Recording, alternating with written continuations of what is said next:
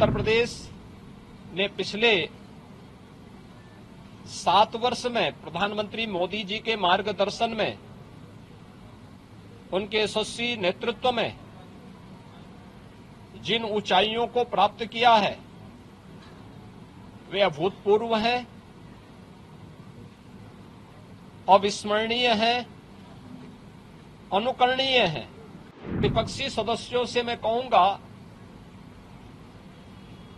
कि वे जिन भी उन रचनात्मक मुद्दों को लेकर के सदन का ध्यान आकर्षित करना चाहेंगे, प्रदेश के विकास से जुड़ी भी, प्रदेश की जनता जनार्दन से जुड़ी हुई हर समस्या का समाधान करने के लिए सरकार पूरी प्रतिबद्ध है। सावन मास में एक तरफ शिव भक्तों की कावड़ यात्रा और दूसरी तरफ जनता जनार्दन की सेवा के लिए निरंतर प्रयत्नशील हमारे जनप्रतिनिधिगण उत्तर प्रदेश विधानमंडल का सत्र आज से प्रारंभ हो रहा है। ये मानसून सत्र है। मानसून सत्र में मैं सबसे पहले सभी माननीय जनप्रतिनिधियों का, माननीय विधायक, माननीय विधान परिषद सदस्य और विधानमंडल की कार्रवाई को सकुशल संपन्न करने में योगदान देने वाले सभी दलों से जुड़े हुए अन्य जो उनके सहयोगी हैं, विधानसभा और विधान परिषद के सचिवालय से जुड़े हुए जो अधिकारीगण हैं, इन सबका मैं हृदय से स्वागत करता हूं। हम सब जानते हैं कि उत्तर प्रदेश ने फरवरी में ही अपना बजट पास कर लिया था। मानसून सत्र में प्रदेश की आवश्यकता को ध्यान में रखते हुए पहला अनुपूरक मांग इस सदन में प्रस्तुत होगा। स्वाभाविक रूप से उत्तर प्रदेश आज देश की सबसे बड़ी उभरती हुई अर्थव्यवस्था की ओर अग्रसर हुआ है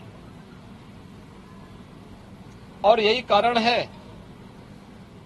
कि उत्तर प्रदेश ने पिछले 7 वर्ष में प्रधानमंत्री मोदी जी के मार्गदर्शन में, उनके यशस्वी नेतृत्व में जिन ऊंचाइयों को प्राप्त किया है वे अभूतपूर्व हैं, अविस्मरणीय हैं, अनुकरणीय हैं। सदन की कार्रवाई सुचारू रूप से चले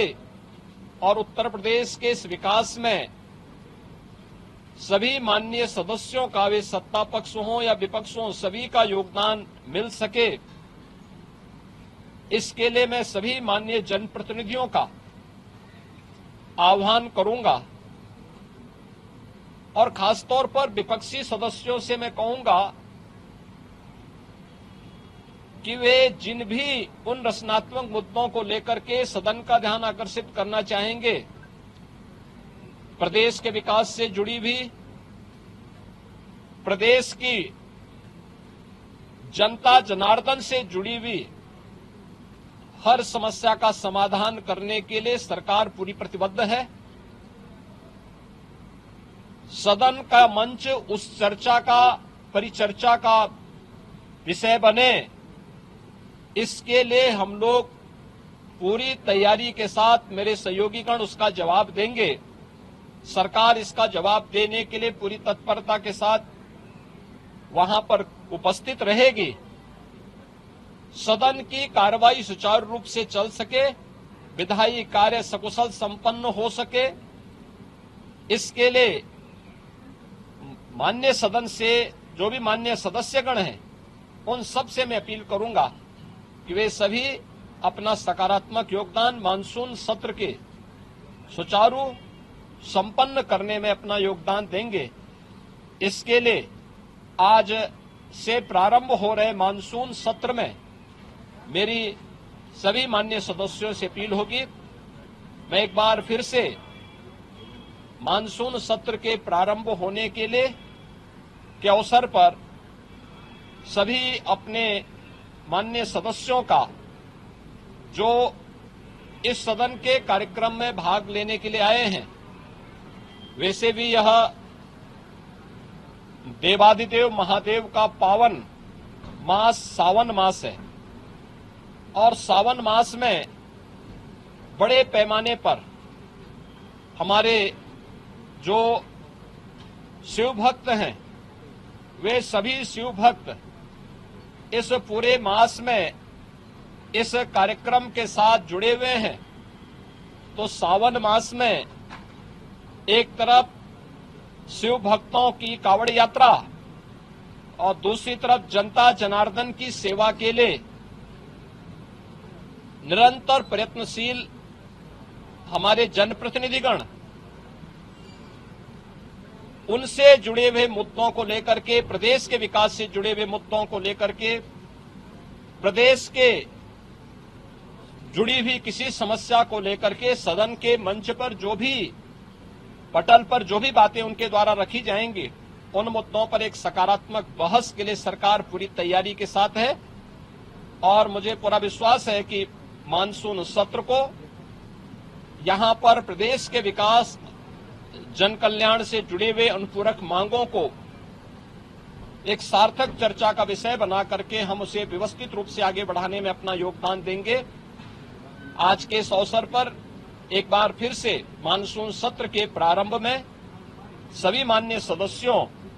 का मैं अपने सहयोगियों की ओर से, मेरे दोनों सहयोगी उप मुख्यमंत्री जो है श्री केशव प्रसाद मौर्य जी, श्री ब्रजेश पाठक जी, संसदीय कार्य मंत्री और वित्त मंत्री श्री सुरेश खन्ना जी, हमारे दोनों सहयोगी जो संसदीय कार्य राज्य मंत्री के रूप में अपना दायित्व निर्वहन कर रहे हैं, श्री मयंकेश्वर शरण सिंह जी, श्री जसवंत सैनी जी, इन सब की ओर से मैं सभी माननीय सदस्यों का एक बार फिर से स्वागत करता हूं और मानसून सत्र को सुचारू रूप से चलाने के लिए उन सब के सहयोग की